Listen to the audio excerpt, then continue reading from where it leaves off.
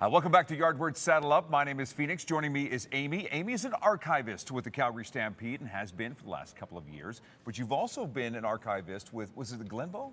Yeah, well, I worked with their museum collections before this. Okay, and you've been very kind today to bring us some amazing, and I've seen some of these images. These are amazing photos from 1912, the start of the Calgary Stampede. Let me do my math here. About 100 years ago, right? That's right. Yeah, these are photos that were taken by a photographer named Doc Marcel, and they show the Let's rodeo just see action. what we got here. Look at this. So this one is a photo of one of the Mexican ropers who actually came to the first Stampede. So Guy Riddick really wanted the first Stampede to be something that was a premier event of its kind in the world. So he offered $20,000 in cash prizes and brought contestants all the way from Mexico. Okay, what else do you have? And that was a grandstand, not the current grandstand, but That's grandstand right. at the time. Yeah, that one was built. In Victoria Park. Yeah, at Victoria Park. The next photo I've got, this one is of the bronc riding competitions. Again, this is in 1912. 1912, wow. Yeah.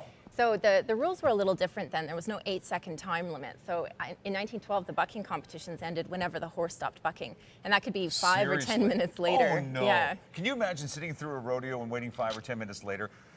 You have the gloves here too, because we have to protect these photos. They are very important because, again, we're talking about photos from 100 years ago. Yeah, that's right. This next one you have for us here?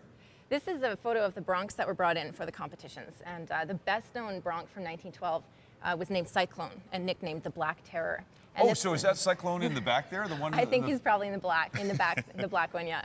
So Cyclone actually bucked 129 of the world's top riders and was considered unrideable. But it was a Kainai cowboy, Tom Three Persons, who actually rode Cyclone and became the only Canadian champion at the 1912 Stampede. And probably became legend as well for riding that horse. That's right, yeah. He was kind of a rock star in the 1912 Stampede. This lady is somewhat of a rock star as well, too.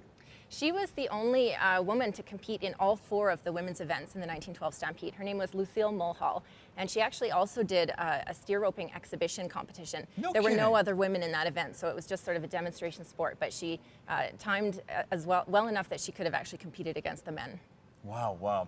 We also have an image about the First Nations Parade, I believe, also back in 1912. Of course, the Calgary Stampede is celebrating the 100th anniversary. And when you look at these photos, such as these ones here, you can't help but find landmarks along the way. Yes, well, the parade actually was the beginning of the 1912 Stampede. It was the kickoff, as it is today for the Stampede. And in 1912, there were about 1,800 First Nations people who led that parade.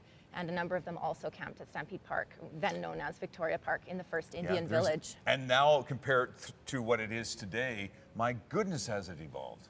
Yeah, well, after the Stampede merged with the annual exhibition in 1923, it really took the form that we know today. So that's when all of the agricultural and arts exhibitions, the midway, the entertainment, and all of the rodeo events and chuckwagon races all came together. And that was really the beginning of the Stampede as we know it today. And we have one more. This is on steer roping as well, too. Look at that. Yeah, that's right. So the competitions actually, there were about 150 contestants from all across North America. And the top prize for most of the competitions was $1,000, a saddle, and a belt buckle as well. That was it compared to hundreds of thousands of dollars that we give out today. Yeah, but it was big money for its time. Amy, thanks for doing this. Thanks so much for having me. That is a lot of fun. Those are a lot. And the gloves, I love the white gloves. I mean, you got to handle them with kid gloves, if you will.